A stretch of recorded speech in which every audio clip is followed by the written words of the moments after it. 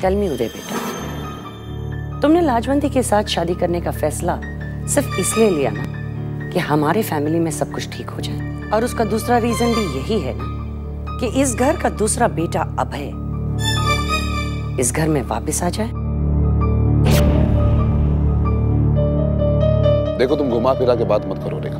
मैं साफ साफ ये कहना चाहती हूँ कि लाजवंती और उदय की शादी तभी होगी जब इस घर में अभय वापस आ जाएगा।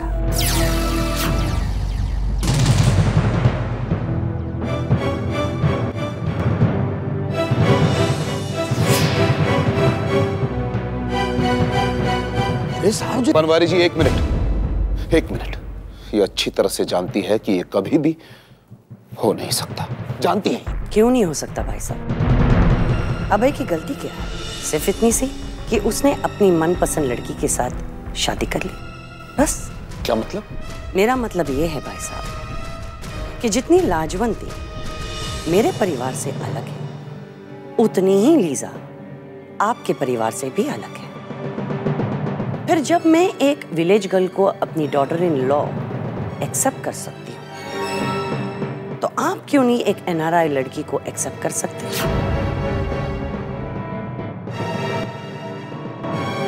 जब मैं अपने बेटे और इस फैमिली की खुशी के लिए सब कुछ एक्सेप्ट कर सकती हूँ, फिर आप क्यों नहीं कर सकते भाई साहब?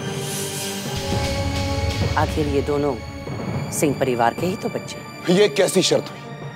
मैं इस शर्त को नहीं मानता। शर्त वो नहीं है भाई साहब जो आप समझ रहे हैं। शर्त तो ये है कि उस मंडप में मैं लाजवंती और उदय के फेरे तभी होने दूंगी जब लीजा और अभय के भी फेरे उसी मंडप में होंगे।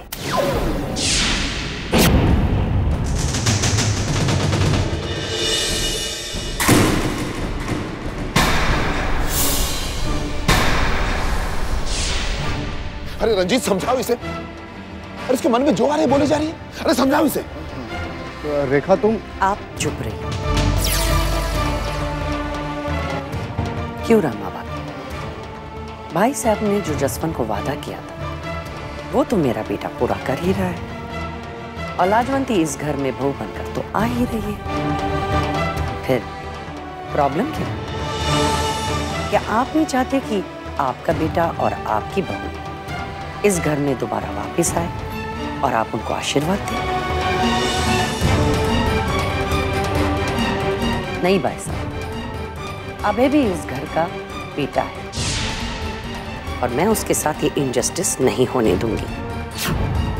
अभय और लीजा की शादी भी पूरी रीति रिवाज से होगी और बड़ों के आशीर्वाद से ही होगी,